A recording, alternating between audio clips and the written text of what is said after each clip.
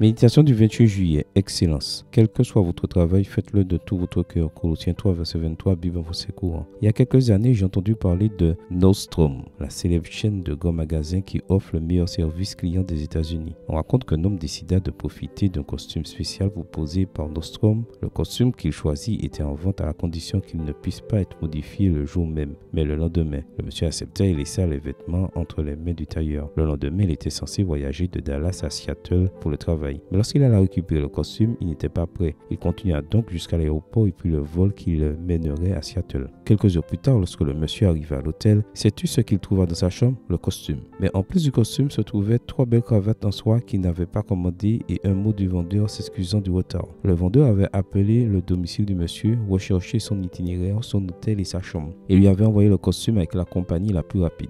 L'excellence est une qualité recherchée. Mais qu'est-ce que cela signifie réellement? Est-ce simplement d'avoir de bonnes notes, de gagner des prix ou d'atteindre des objectifs? Ou y a-t-il quelque chose de plus profond et de plus transcendant qui définit l'excellence? La Bible nous enseigne que l'excellence n'est pas seulement un résultat, mais une attitude. Il ne s'agit pas seulement de ce que nous faisons, mais aussi de la manière dont nous le faisons et pour qui nous le faisons. L'excellence, c'est faire tout au mieux de nos capacités, avec les dons et les talents que Dieu nous a donnés pour sa gloire et son dessein. Cela signifie que notre travail, nos études, nos relations, nos passe-temps et tout ce que nous faisons dans la vie doivent être une offrande d'amour et de gratitude au Créateur. L'excellence implique également un engagement envers une croissance et un apprentissage continu. Il ne s'agit pas de se contenter du minimum ou du médiocre, mais de s'efforcer de s'améliorer chaque jour avec l'aide de Dieu. Cela ne se réalise pas du jour au lendemain, mais c'est un processus qui requiert dévouement, discipline et dépendance à l'égard de Dieu. Elle n'est pas non plus mesurée selon les normes du monde, mais selon les principes du royaume des cieux. Je t'invite à te